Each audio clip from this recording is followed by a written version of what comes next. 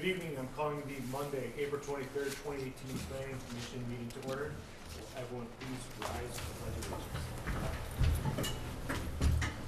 I pledge allegiance to the flag of the United States of America and to the republic for which it stands, one nation, under God, indivisible, with liberty and justice for all.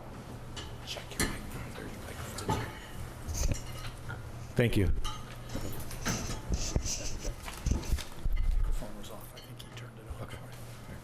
All right. Next item on the agenda tonight is the approval of tonight's agenda. Do I have any requests for changes? If not, I'll entertain a motion to approve. Motion to approve last time's agenda. Second. Second, all those in favor say aye. Aye. Aye. The agenda is approved tonight. Next up, approval of minutes from the Planning Commission meeting held Monday, April 9th, 2018. Do you have any requests for edits or concerns? Entertain a motion to approve. So moved. Second. All those in favor say aye. Aye. Minutes are approved. Moving on, we have one public hearing this evening for the Hampton Inn. Request for planned unit development concept review on 1.7 acres. Planned unit development district review with waivers on 1.7 acres. Site plan review on 1.7 acres. Will the proponent of the project please step forward? Good evening.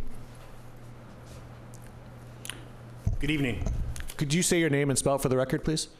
Chris Flagg, C-H-R-I-S, Flagg, F-L-A-G-G, Chief Investment Officer for TPI Hospitality, the applicant. Great. Thank you. Could you walk through your project, please? Oh, certainly. So, second time's a charm. We were here before, as you all know. Try to stand up straighter here. The prior approval in 2016 was for 105 rooms. This application is for 105 rooms. The difference between the prior approval and this request is primarily, if not everything, have to do with parking. The prior approval had a subterranean, 25 stalls were subterranean underneath the hotel, and that turned out to be the Achilles heel of the old plan.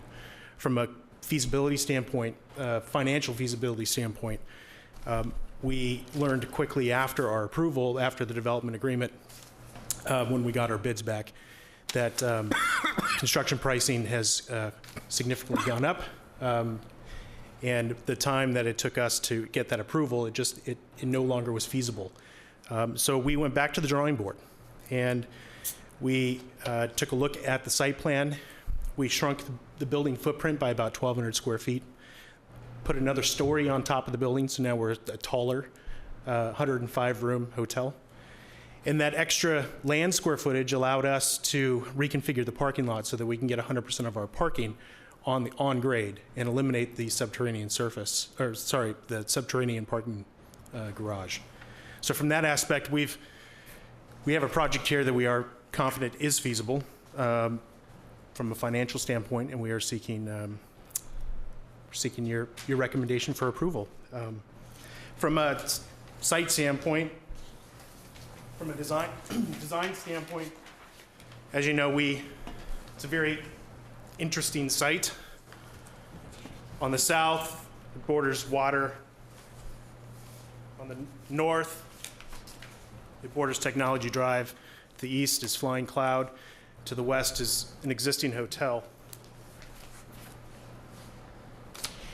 It's also a very prominent location in terms of its visibility to the town in this very important intersection. And so in taking a look at the redesign, we wanted to spend very careful attention with, now that we're a taller building, with how the building looked. We wanted to plus it up, if you will, from both the Hilton prototype of a Hampton Inn as well as the old design. When you're looking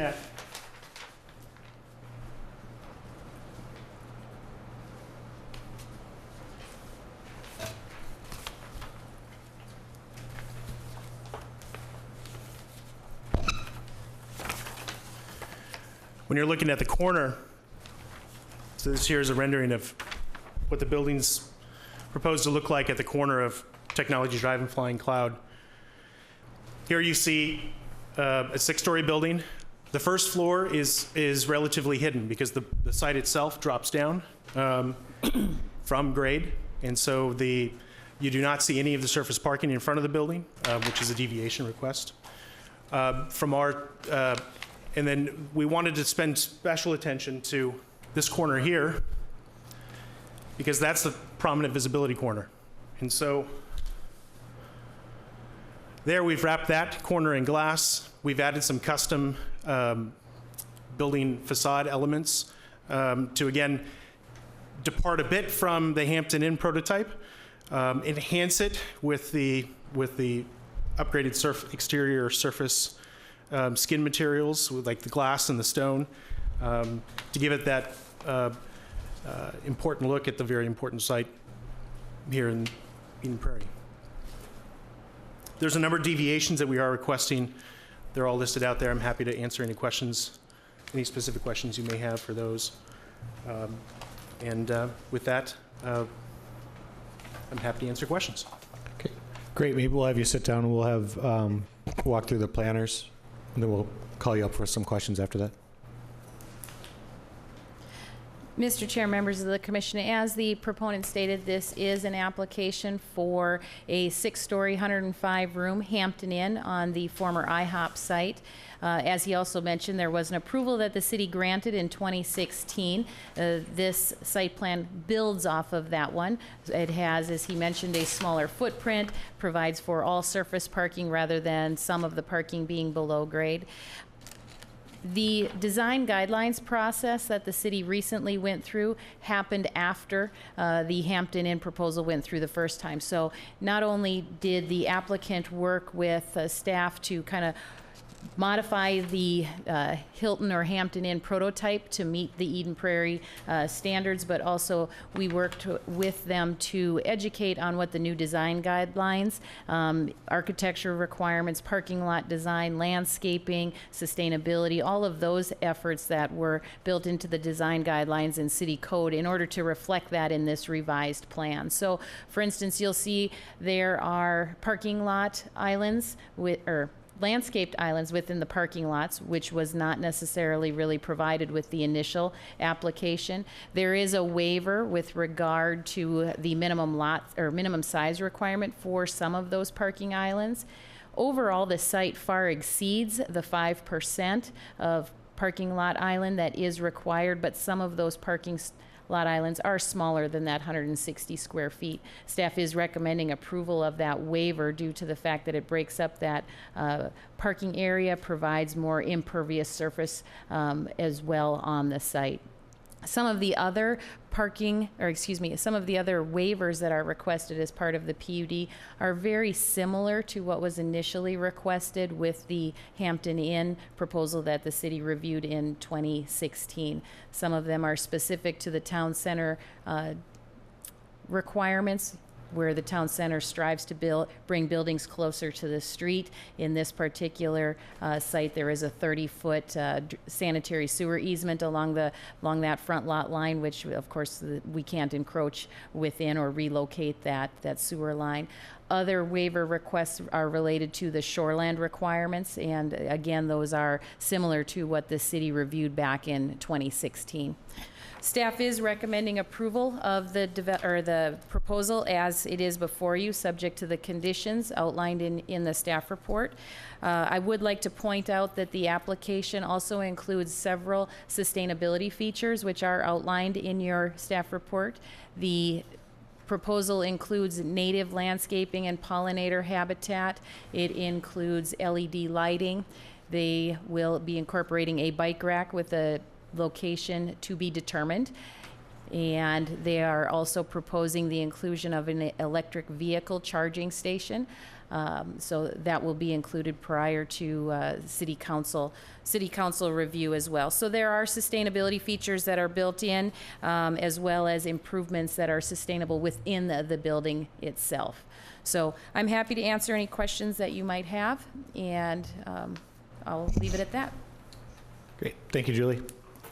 Questions for Julie or the project. One question I have is, this wraps around the northeast side of Idlewild Lake. It's a recreational development lake. It actually has yellow perch in it. It's about 9-foot depth. Will the public be able to access the lake for fishing as a result of this development?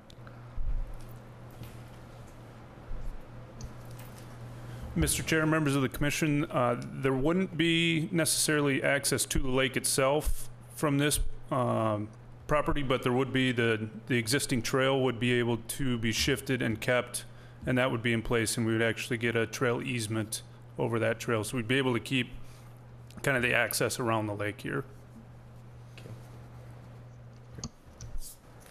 Are there questions for the city or the project proponent?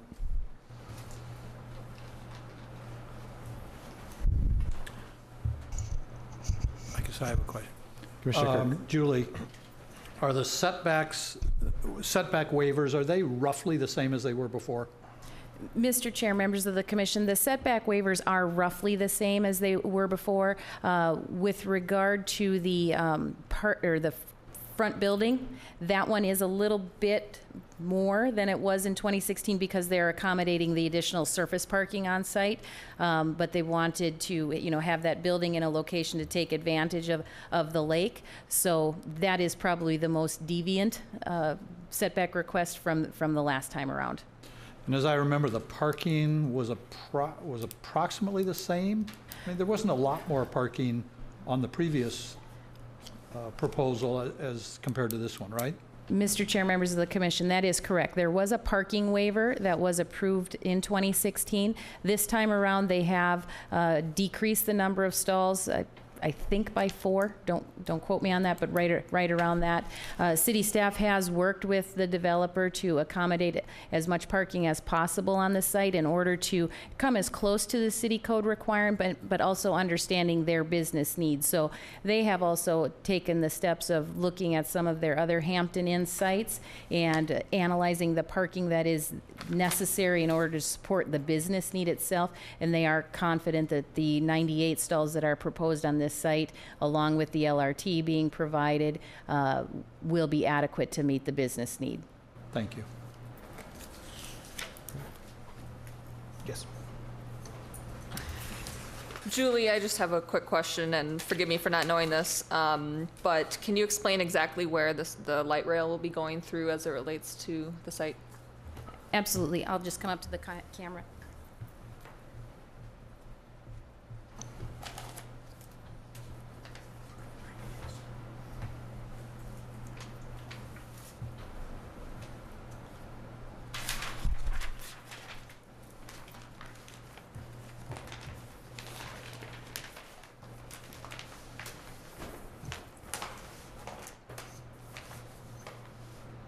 Looking up there, I should be looking at the screen.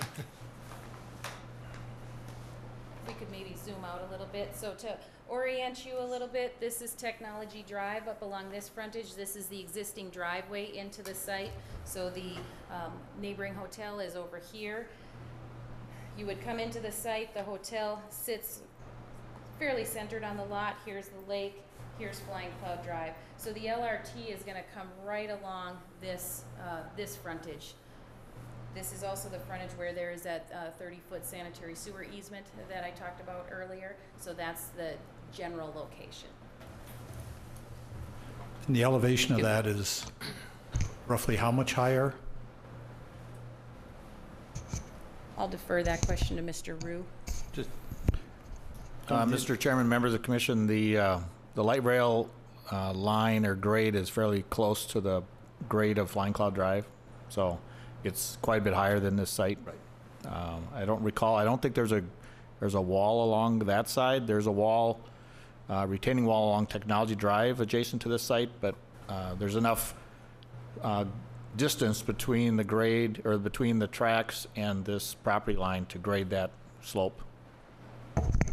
Thank you. Mr. Chair? Excuse me, while Julie's still over at the plans, if I could ask another question of that site plan there. Could you remind us what the shared access easements are, if any, between that adjacent hotel property where there's a couple curb cuts back and forth?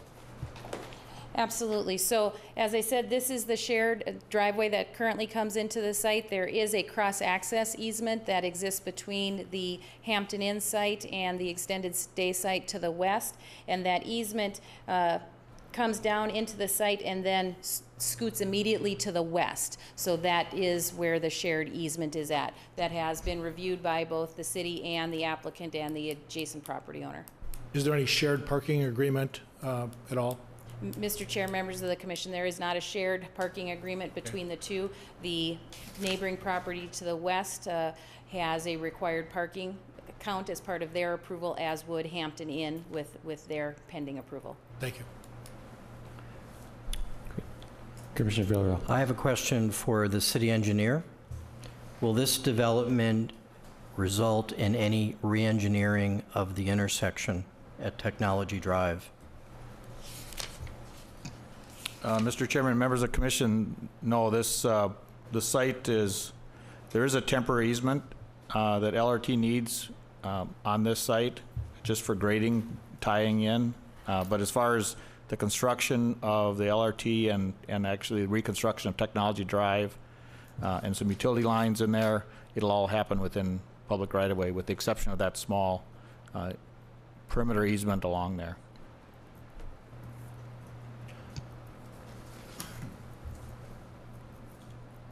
Mr. Chairman? Yeah, Commissioner. I'd like to make a general comment that, from the 2016 application to this, architecturally, it's been noticed that it's been quite enhanced, and we appreciate that departure from your prototype. It's a very important corner to us in the city, and didn't want that to go unnoticed, so we appreciate your efforts there.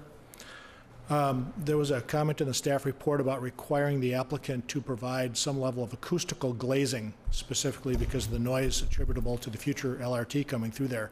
Have there been any guidelines from the LRT folks in terms of recommendations to adjacent neighbors as we pursue other developments in the corridor here? I think maybe there should be some specific design guidelines to applicants so that they know what may be required of them. Some acoustical glazing can get rather expensive, and I just want to make sure that we're applying the same standard to everybody. Mr. Chair, members of the commission, staff has been in contact with staff from the Southwest LRT project office on this project and others to talk about that provision. And so we are working with the project office to get that specific guidance. In addition, I would expect that there would be language drafted into the development agreement that requires that if any future noise mitigation is needed, that would be the responsibility of the developer in order to satisfy those needs. So we're working on it. Thank you. I was wondering if I could just ask a question, please, Julie. I'm quite familiar with that property, and I know it has a grade drop-off of 43 feet. I know it's significant. What is the drop-off from the beginning of the entrance to the beginning of the footprint? I know that's pretty steep right there. This is basically, I'm just wondering. Any idea?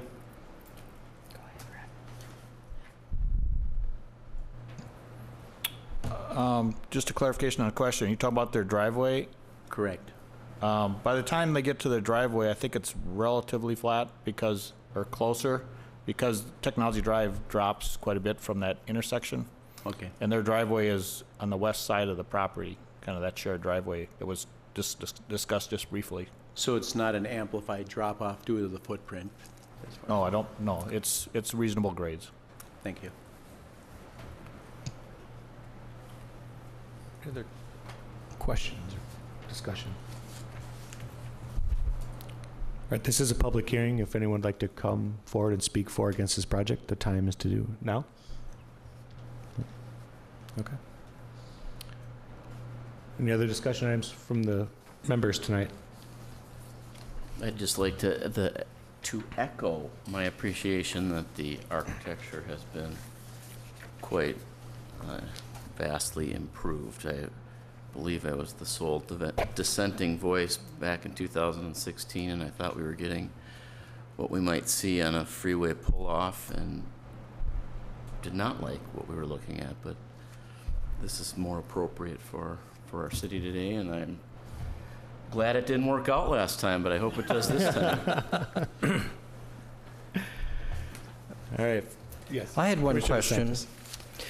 The horizontal profile of the roof, will there be any structures that might extend above that profile that we see in the schematic? Like some type of ventilation system, anything that would be visible above this roof line? There, from an elevation standpoint, there may be equipment that accentuates beyond the roof, but it won't be to a great degree, and that equipment will be screened, so I don't believe you'll be able to see it. I can have my architect follow up, certainly, with the city for a more specific question, but that's my interpretation right now. Yes, Julie. Mr. Chair, members of the commission, when the project, assuming there is an approval, when the project would move forward through the building permit review process, city staff would be reviewing that mechanical equipment from specific vantage points to make sure that it is code compliant and is screened. That would also be a condition of the development agreement. Our standard language does include that even after construction, if the mechanical equipment is visible from certain vantage points, that the city would have the opportunity to work with the developer to retroactively screen that material. Okay. All right. Does anyone feel comfortable making a motion at this point? I'll move to close the public hearing. Do I have a second? Second. All those in favor of closing the public hearing? Aye. All right, public hearing is closed. I'd move to recommend approval of the Hampton Inn project based on staff recommendations and information contained in the staff report dated April 19th, 2018, and plans stamped dated April 17th, 2018. I have a motion. Do I have a second? Second. All right. All those in favor say aye. Aye. It is passed. Congratulations and good luck this time. Moving on this evening, planners report. Julie. Mr. Chair, members of the commission, I'd like to remind the commission that you are all invited to the city council work session next Tuesday, May 1st. It is another discussion about our Aspire comp plan update. You will be receiving a draft of the comprehensive plan, not the complete document, but a fair amount of it. Probably Wednesday evening, that should come to your doorstep for your review, and then the consultant will be in attendance as well on Tuesday to review that, what we have in draft form of that document to date. Julie, what was that date again? I'm sorry. Tuesday, May 1st, so a week from tomorrow. Thank you. Okay. That's it for this evening? Yes, sir. Great. Members' reports. Continuing business or new business? I'll entertain a motion to adjourn the meeting. Move to adjourn. Do I have a second? Second. All those in favor of adjourning, say aye. Aye. We're adjourned. Thank you.